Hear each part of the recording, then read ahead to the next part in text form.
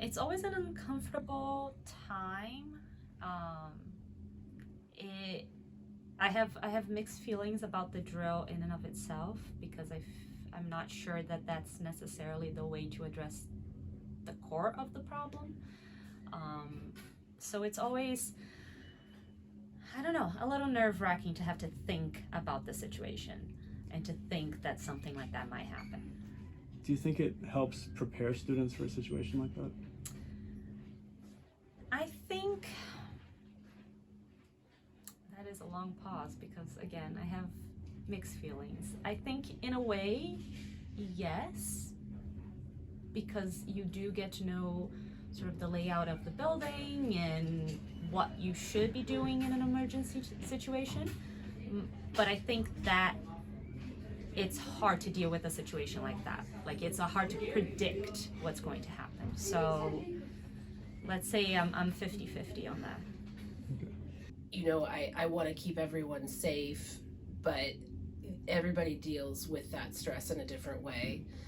The most visible is our kids who laugh, like that reaction. But my belief and my experience is that that is born of nervous reaction more than anything else, or trying to forget what it is that we're practicing, not taking it seriously. Is like, you know, if we really embrace the fact that we are practicing for someone to shoot and kill in our building is relatively terrifying to everyone. I want kids to follow the policies because I want kids to be safe. But it is my least favorite thing that I do in education.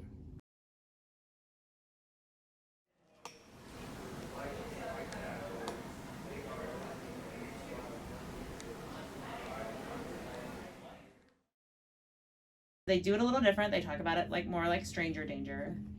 But I would have kids cry through the whole drill because the neighborhood they live in, they know what gunshots sound like. They know, like, it's just, I feel like it just re-traumatizes them to be like, okay, we're gonna hide in this closet or we're gonna hide here. And I think at the elementary school, I felt a lot more pressure to, if something really did happen, to like stay and defend. Like, here, it's not that I wouldn't like step in front of a bullet or whatever, but I'm like, teenagers are a lot more capable of running fast and running away, whereas a little kid is more likely to freeze in that situation.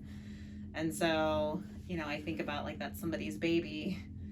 And so I felt a lot more pressure to be like, I have to keep these 30 kids safe.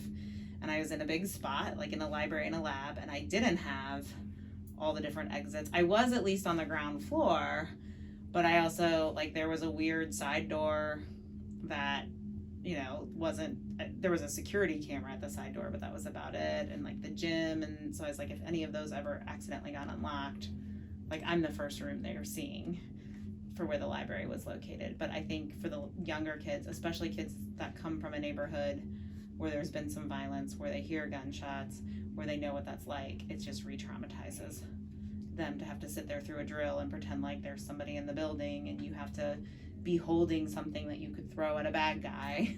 Like, it doesn't matter what language you use, they know what you're talking about.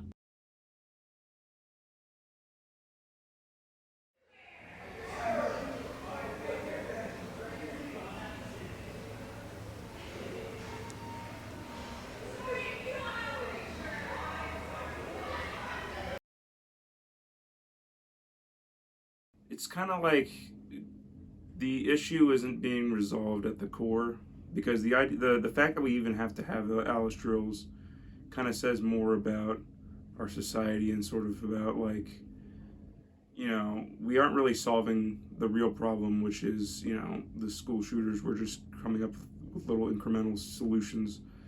And, you know, obviously I think that's understandable since, you know, it's not an issue that you can just, you know, like that, it's gone. But I think that there needs to be more of a conversation about the larger issue more than just, you know, teachers, you have to, you know, teach this to your students, teach them how to survive, you know, someone bringing a gun into school. So do you think it acts as sort of a bandage? I do think it acts as sort of a temporary bandage. again, kind of because I think, you know, there's obviously a conversation about this. I mean, if there wasn't, then we wouldn't have Alice drills. But I don't think there's enough of a conversation being had at, okay, why is this such a huge issue? Why are kids, you know, who are bringing guns into school, why are they, you know, having access to guns? And I think, you know, they just say, well, we'll just make this solution because we don't want to deal with the larger conversation at hand.